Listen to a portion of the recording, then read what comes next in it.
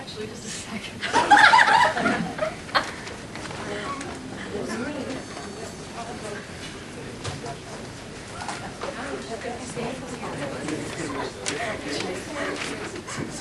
Welcome, everyone. Just to welcome you to, first of all, the Shakespeare Space and the first event of the Shakespeare Society of St. John for 2008. I've handed out, for a number of you at any rate, the new brochure that we have that lists our events. We've got a number of new events this year. We've got a Renaissance cooking class in March, and we've got a cyber bard event for teenagers, for people in high school, where the teenagers will, there are a number of different scenes we've picked, and they can go to our scene selection and perform a scene and film it and send it to YouTube, and we will sort of judge them, and then the people who win get to perform live for an audience. So we have a cyber bard, which is a new event. We also have an evening with Falstaff for November, which we're going to pair up with Happiness, the wine bar, and have an evening of drinks and Shakespeare, which sounds good to me. Our festival this year has a month-long series of events in October, and the play that they'll be performing is All's Well That Ends Well, and there'll be a discussion panel on the play, as there usually is. Again, there'll be a Renaissance worship service through Stone Church, and we'll also be having a Renaissance feast at the end of October, a 4-course feast of the kind that if Shakespeare got lucky, he would have eaten. But tonight, we are starting out the first 50 minutes will be the Shoestring Theatre from University of New Brunswick in St. John. Yay. And then we're following it up with an open mic night. So we'll have 50 minutes of us, 10 or so minute pause where we'll have coffee, tea, juice, and some little snacks back there. And then we'll have about an hour for our open mic night where the stage becomes yours, if you like. All right, so I'll just put this aside. I will change hats. In case someone doesn't know who you are. Oh yeah. Thanks. I'm Sandra. I'm the president of the Shakespeare Society of St. John. Not that you'd know it. I'm also the herder of the troupe that you see in the front here. The Shoestring Theatre group at UNBSJ. So here we go, ready? Okay. Ladies and gentlemen, we welcome you to a Shakespeare Medley, a review of scenes from the greatest writer we know in our low-budget but high-culture show.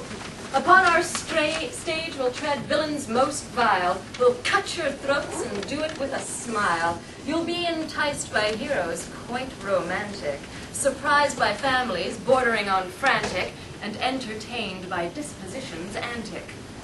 We take you now to distant Elsinore, where Hamlet wonders what this life is for.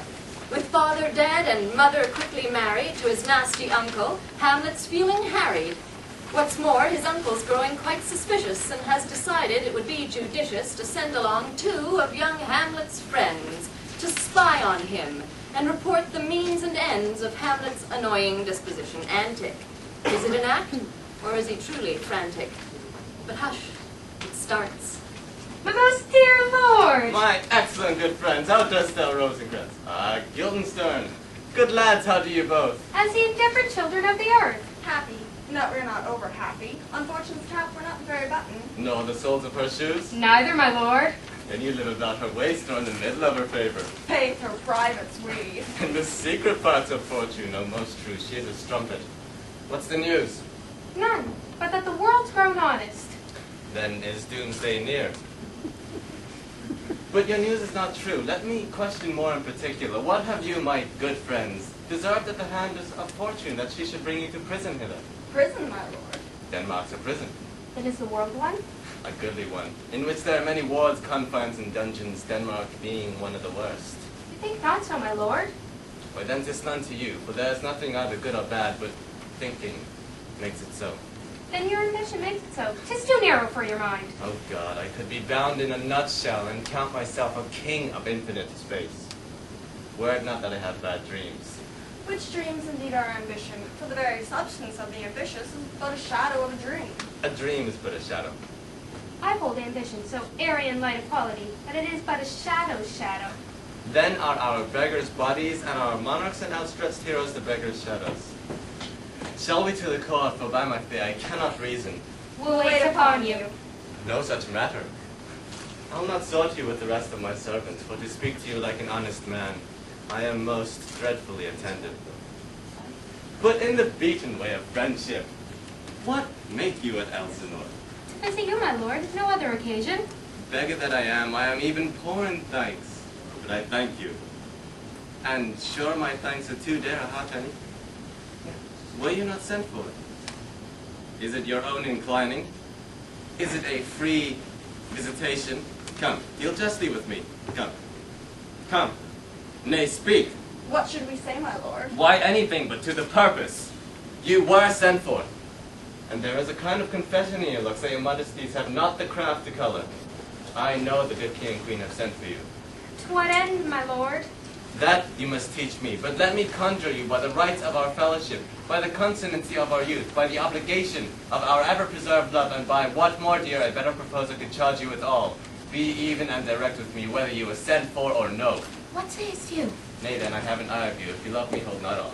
My lord, we were sent for. And I shall tell you why. So shall my anticipation prevent your discovery, and your secrecy to the king and queen mold to no feather.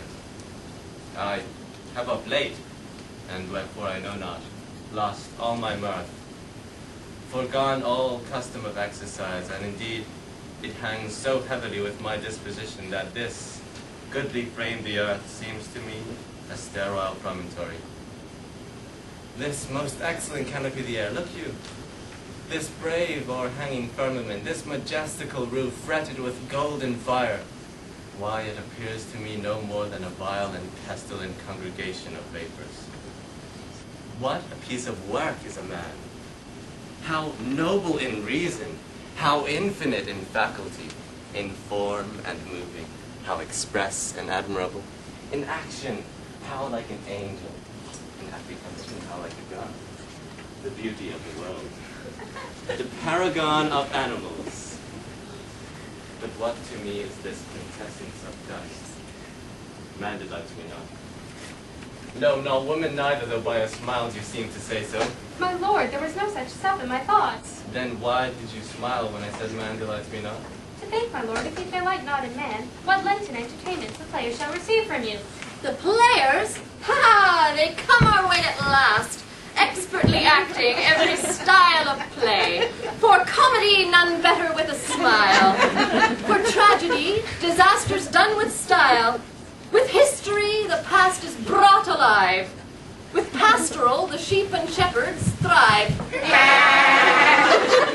Want romance? They always kiss and tell. Want violence? They thrust and parry well. For any sort of play, you'll find none better.